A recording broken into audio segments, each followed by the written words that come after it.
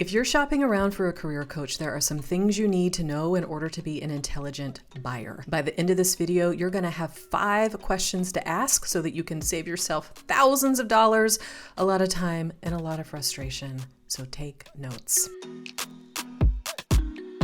I'm Laura Sims. I help people choose and start the right meaningful career, even if they've been trying to figure it out for years. I've been in this industry for over a decade. I am a firm believer in the power of coaching. The right coach, the right client at the right time can truly be life-changing. Finding that right person requires discernment. Things are not always what they seem on the surface, so I want to teach you how to read between the lines on some of this stuff. There's one big thing that a lot of clients are getting wrong, and then a handful of stuff that career coaches are getting wrong, so I want you to be aware of both. When it comes to what clients are getting wrong, the thing I see over and over and over again is that they buy things that don't solve the problem that they have. One flavor of this is hiring the wrong kind of career coach. So career coaches have specialties. They help people with particular challenges at a particular stage of the career change timeline. So for example, if you don't know what you want to do, it's premature to hire a resume writer. That's not their specialty. It's not their job to help you figure out what you want to do. It's their job to present what you've done in the past to help you get what's next. And if you don't have clarity around what you want, they will most likely optimize your resume for more of the same. Following great advice at the wrong time won't help. So you want to hire someone who's going to solve the root problem that you have. If you're not sure about the root problem that you have, hopefully you're talking with an ethical coach who is going to be able to help you frame the problem and then refer you to someone else who can help you with that. The other flavor of this I see is people buying personal development services instead of career services. Therapy, life coaching. I just talked with someone who had spent $10,000 on a self-love course, hoping that that would help her choose the right career. That is not even what that thing is designed to do. If you don't know what career to choose, therapy is not designed to facilitate that decision. Neither is a resume service, a marketing course, a designing your life program, your Enneagram. And sometimes the coach or the provider bears responsibility if they're not being clear about the results a client can expect. But overwhelmingly, what I hear is that clients are turning to tools that clearly do not solve the problem that they have. And what makes this so dark is that clients are investing so much time and money into things that don't solve the problem. And then they're in the hole with all that time and money, and they still have their problem. So please be a discerning buyer. The question to ask is this thing designed to facilitate the outcome I am seeking? Let's talk about the things the coaches are getting wrong. Number 1 is some coaches are doing personal development work and calling it career coaching.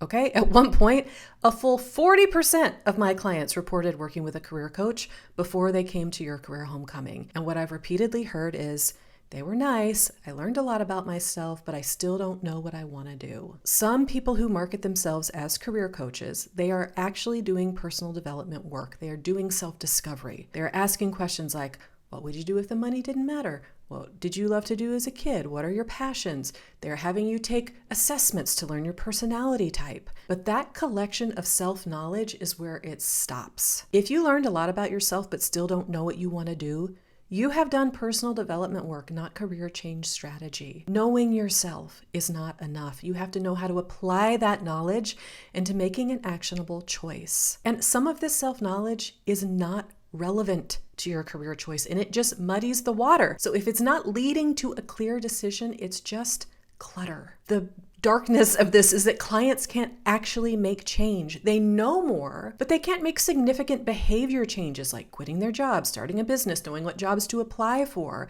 They have this pile of information about themselves, but it's not actionable. And a lot of the time that just makes them more confused and discouraged. The question to ask is, does this thing have a track record of helping people like me take significant action? And career coaching has a mindset problem. If you want to change careers or undergo any kind of transformation, here's a really important distinction. There is a difference between limiting beliefs and limitations. If you have spent any time in the personal development space, you've probably encountered the concept of limiting beliefs, beliefs that hold us back, often unconscious beliefs about ourselves, about how the world works and what we're capable of. And they are so powerful because they drive a lot of our behavior and choices without us really thinking about them. And when we work with clients, we absolutely talk about shifting limiting beliefs as part of our work because, good luck landing your dream job or maintaining a successful business if what's going on in the background is my needs don't matter or I have nothing to offer. That's just not going to work. Just because we all have limiting beliefs doesn't mean that every challenge you're going to come up against is a mindset issue. So let me give you an example.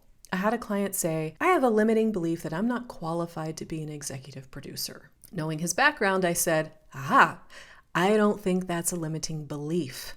I think that's a real limitation. You're not qualified yet. Based on your experience, you could get qualified quickly, but you're not qualified yet. That's not a limiting belief. That's a limitation. And we deal with overcoming the limitation itself because your belief about it is actually true. Just as we all have limiting beliefs, we all have limitations or restrictions beyond our beliefs that limit us.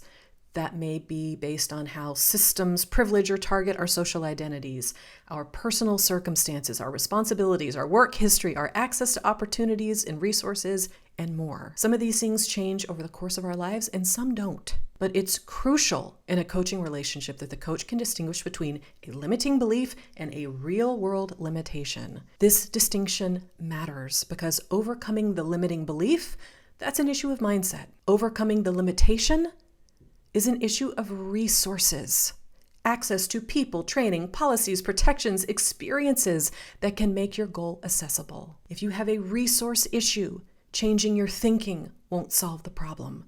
If you have a mindset issue, loading up on more resources won't solve the problem. I'm winking at those of you who keep doing degrees and certifications and trainings and getting these external seals of approval when you already know enough, you're already capable enough. Loading up on more resources is not the thing that's going to get you into inspired action. Diagnosing the difference between these can be really tricky.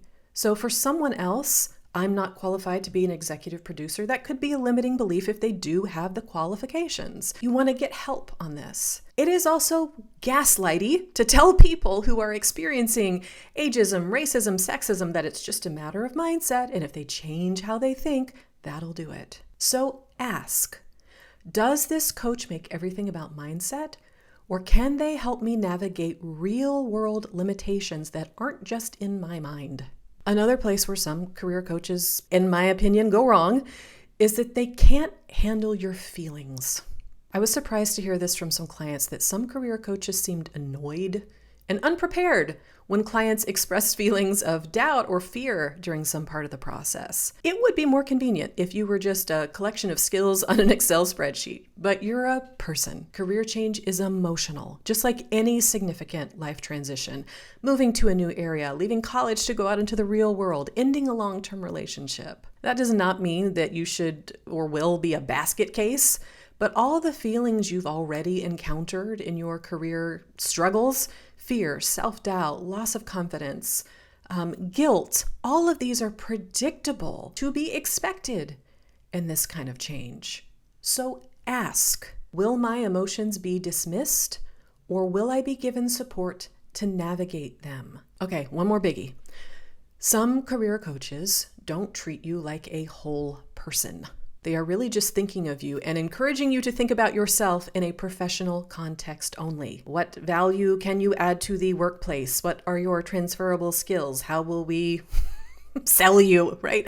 That stuff matters. But once again, you're a whole human being. You don't stop being human when you clock out and then resume at the end of the day. Your career choice needs to consider your personal needs around your health, your family, your stage of life, the bigger goals and dreams you have for your life. If we're not considering the complex, messy human that you are, what are we even doing? So ask, will this thing honor the complexity of my humanity and treat me like a whole person? You have your 5 questions to ask.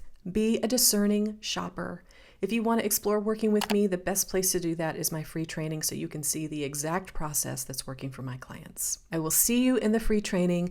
Guarantee you're going to learn something new about how to choose the meaningful career that is right for you, your whole, messy, imperfect, emotional human self.